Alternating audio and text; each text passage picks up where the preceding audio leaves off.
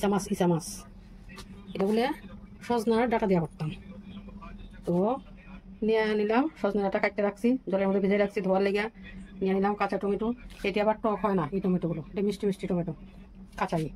নিয়ে নিলাম সম্বারের জন্য মেথি, শুকনো লঙ্কা, তেজপাতা, কাঁচা লঙ্কা আর জিরা ধনিয়া পরিমাণ। এটা আছে কড়াইয়ের মধ্যে সাদা তেল, আর এটা আছে লবণ, হলুদ গুঁড়া পরিমাণ, শুকনো লঙ্কা।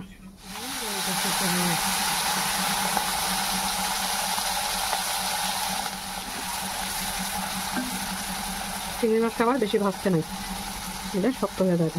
হালকা হালকা ভাজা ভাজা করেই নামাই নিব।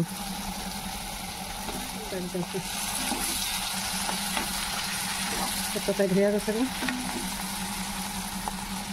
এবার এটা নামাই নিতেছি। কিছু অর্ধেক করা আর কিছু আস্তা শুকনো লঙ্কা, অর্ধেক করা তেজপাতা, মেথি,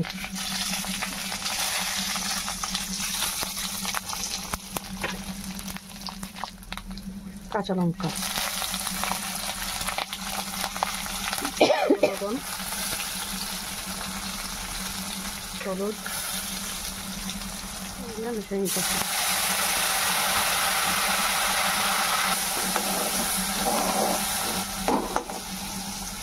টমেটো, সাজনা,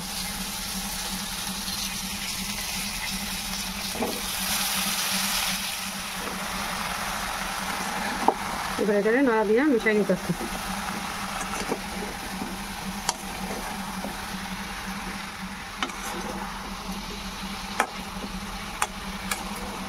ঢাকনা দিয়ে নাড়তে দিতে হবে, ঢাকনা সরাই দিতে হবে।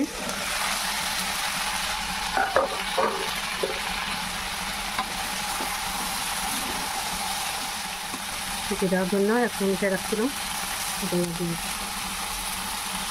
দুধটা মিশিয়ে নিতেছি।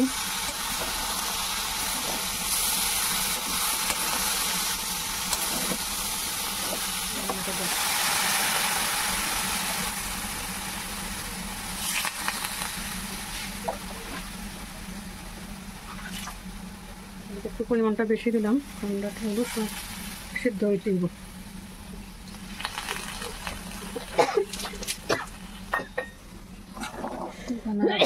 মিশিয়ে দিতেছি।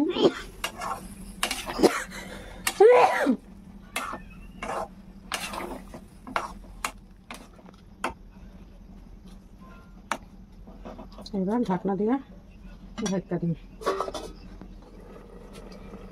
এবার ঢাকনা সরাই দিতেছি, দিয়ে নিতেছি। এবার এটার মধ্যে ভাজা রাখা চিংড়ি মাছগুলো দিয়ে দিব। এবার এটা নাড়া দিয়ে মিশিয়ে নিতেছি।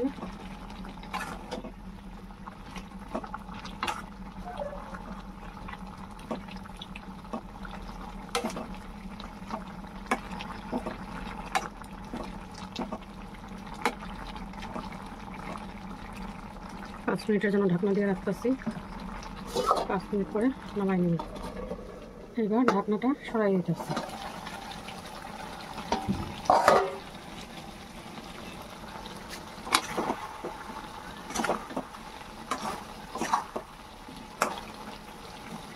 এটার মধ্যে সামান্য একটু চিনি দিয়ে দেবো, দিয়ে দিলাম একটু চিনি,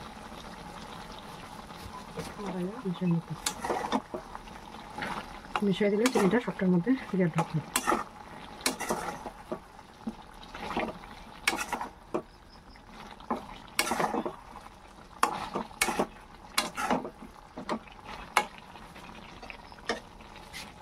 গরম মশলা নাড়া দিয়ে মিশিয়ে নিতেছি।